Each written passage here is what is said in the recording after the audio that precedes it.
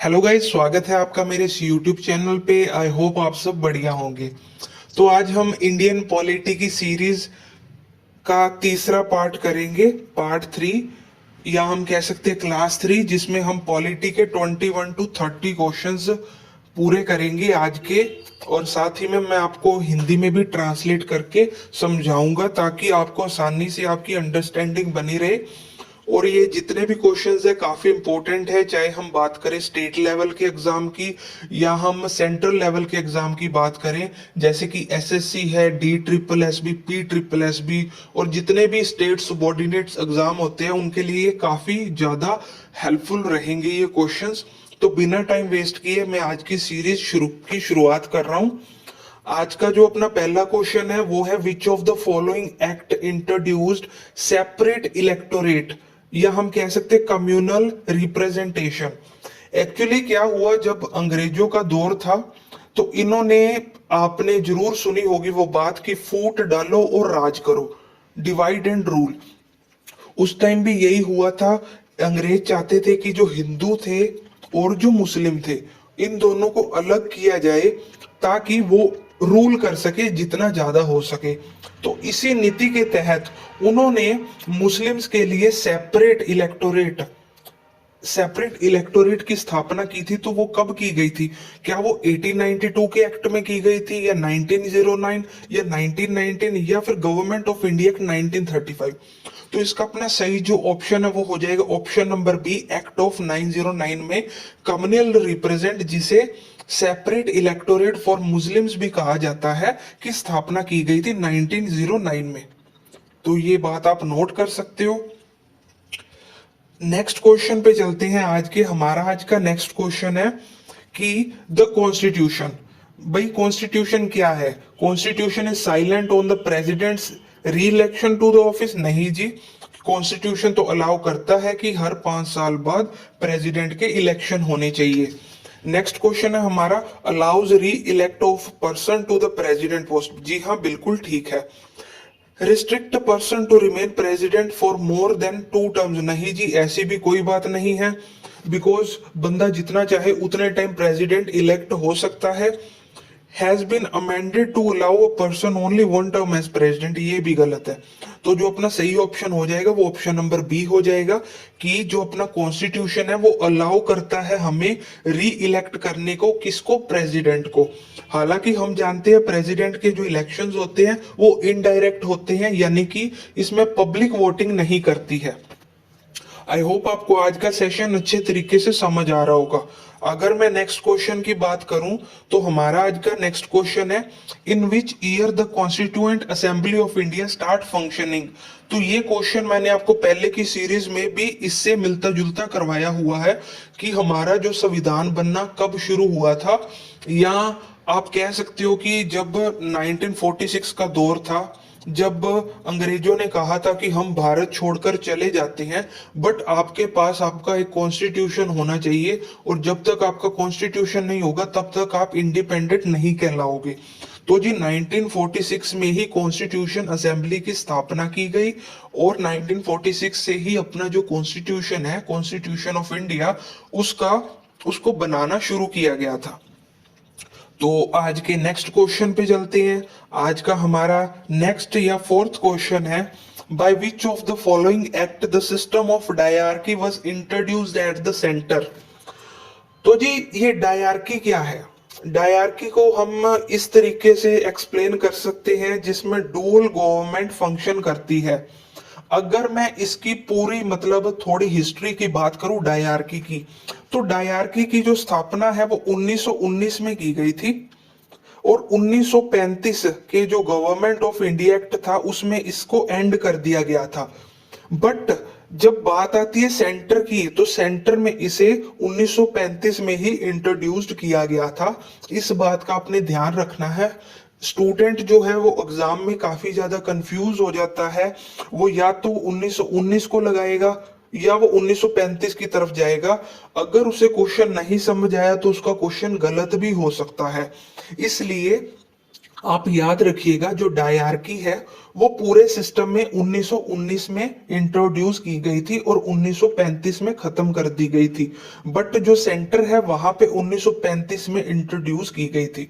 Because आप जानते हो कि अगर डुअल गवर्नमेंट है, जैसे कि अपने इंडिया में डुअल गवर्नमेंट है, स्टेट में भी गवर्नमेंट है और सेंटर में भी गवर्नमेंट है, उसी तरीके से ये क्वेश्चन।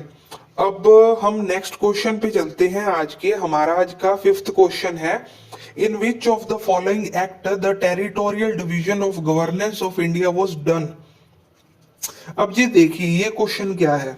एक्चुअली क्या हुआ, आप सभी जानते ही हो कि 1757 की बात है जब बैटल ऑफ प्लासी हुआ था। इसके साथ ही अंग्रेज जो है उनका इंडिया पे जो कब्जा है वो शुरू हो गया था, और ये कब्जा काफी टाइम तक चलता रहा, जब तक कि इसके 100 साल बाद यानी कि 1857 में विद्रोह किया गया। 1857 का आपको रिवॉल्ट तो आपको सुना ही होगा। ये शुरू किया गया था अपने मंगल पांडे, जो कि 34 रेजिमेंट से थे और बैरकपुर से इन्होंने शुरू किया था अंग्रेजों के खिलाफ विद्रोह। तो ये विद्रोह देखते हुए जो अपनी ब्रिटिश गवर्नमेंट है वो घबरा गई।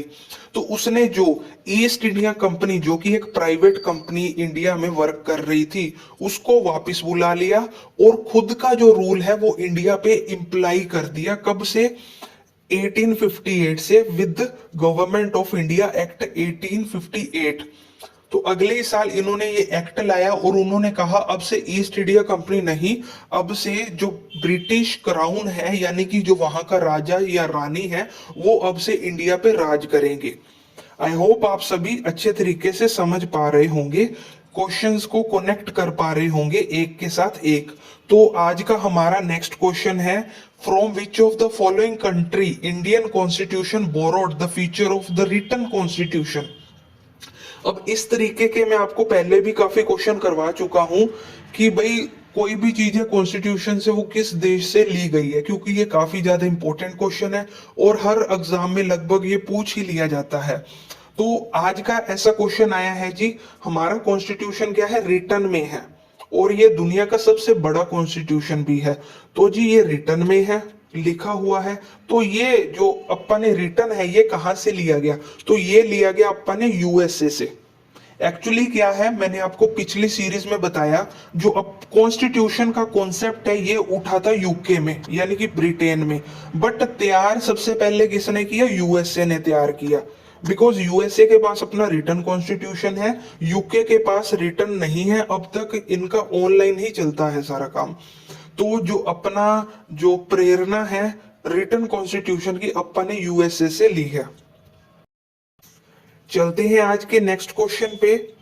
हमारा आज का नेक्स्ट क्वेश्चन है, name of the country from which the constitutional feature of procedure for amendment was borrowed by India. तो जी आप सभी को ही पता होगा कि हमारा जो इंडियन कॉन्स्टिट्यूशन है उसमें एक आर्टिकल है जिसका नाम है आर्टिकल नंबर 368। तो ये आर्टिकल नंबर 368 है क्या? एक्चुअली ये आर्टिकल हमें राइट देता है कॉन्स्टिट्यूशन की किसी भी आर्टिकल को अमेंड करने का। यानी कि अगर हमें लगता है कि किसी भी आर्टिकल में कुछ गलतियां हैं, कुछ खामियां हैं, कुछ कमजोरियां हैं, तो हम उसे इस आर्टिकल, ये हमारा राइट देता है कि हम उसे अमेंड कर सकते हैं, चेंज कर सकते हैं। बट ये जो है, ये अमेंडमेंट का रूल है, ये किस देश से लिया गया है? तो ये लिया गया है हमारा साउथ अफ्रीका से। ये काफी ज्यादा इंपॉर्टेंट क्वेश्चन है कि जो अमेंडमेंट का रूल है वो कहां से लिया गया है।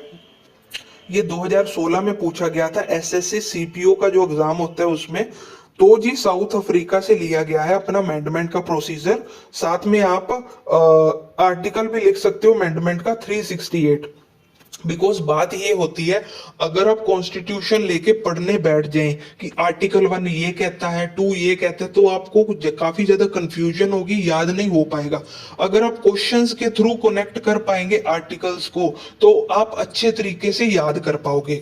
अगर मैं एग्जांपल लूं, अगर आप कोई भी पार्लियामेंट का क्वेश्चन करते हैं तो अपा वहीं से ही इसका आर्टिकल याद कर ले 79।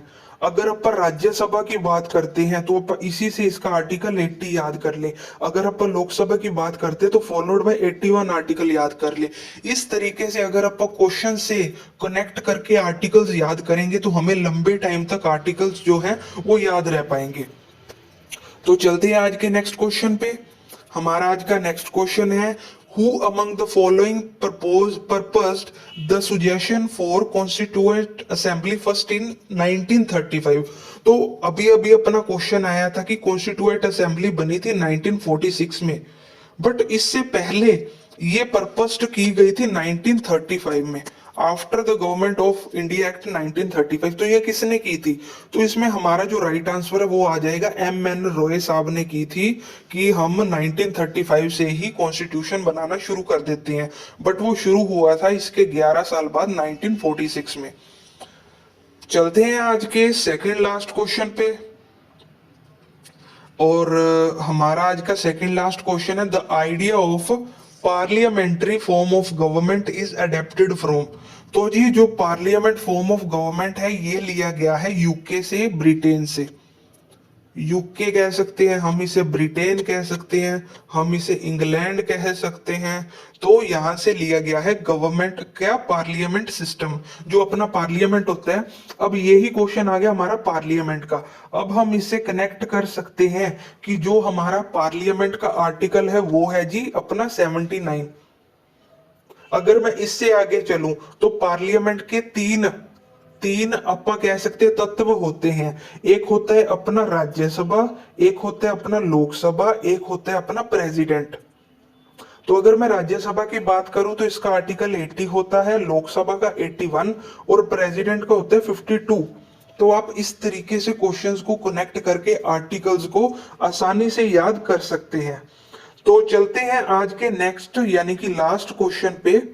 तो ये क्वेश्चन है हमारा, oh what is popular sovereignty. तो सबसे पहले हमें समझना पड़ेगा सोवरेनिटी है क्या।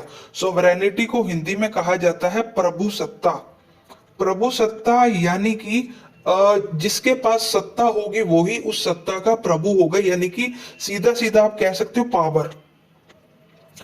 तो क्या है, सोवरेनिटी ऑफ पीपल रिप्रेजेंटेटिव, ठीक है। सोवरेनिटी ऑफ लीगल हेड, ये अच्छा नहीं लग रहा। Sovereignty of head of the state, तो ये भी अच्छा नहीं लग रहा। सोवरेनिटी ऑफ द पीपल, तो जी हमारे देश के हिसाब से, जैसा कि हमारा देश डेमोक्रेटिक है, यहाँ पे गवर्नमेंट ऑफ पीपल है, तो उस हिसाब से ये वाला ऑप्शन सबसे बेस्ट रहेगा सोवरेनिटी के लिए, कि सोवरेनिटी ऑफ द पीपल, यानी कि यहाँ पे लोगों के पास प्रभु सत्ता है, लोगों के पास पावर है अपना जो भी हेड है, जो भी प्राइम मिनिस्टर है, सीएम है, उसे इलेक्ट करने का। होप करता हूँ आपको आज की सीरीज काफी पसंद आई होगी। आज काफी ज्यादा मजेदार क्वेश्चंस थे और पहले वाली सीरीज से काफी ज्यादा आसान भी लगे होंगे आपको। तो अगर आपको वीडियो पसंद आई है तो वीडियो को लाइक कर सकते हो, चैनल को सब्सक्राइब कर सकते हो और ज्यादा से ज्यादा दोस्तों तक शेयर कर सकते हो। अगर आपको इस क्लास का पीडीएफ चाहिए तो आप टेलीग्राम पे स्टडीज टैग सर्च करके ग्रुप को ज्वाइन कर सकते हो और इस क्लास का पीडीएफ आप ले सकते हो। तो आशा करता हूं आपको आज की वीडियो अच्छी लगी। तो इसी तरीके से अगली बार मिलेंगे, तब तक के लिए धन्यवाद।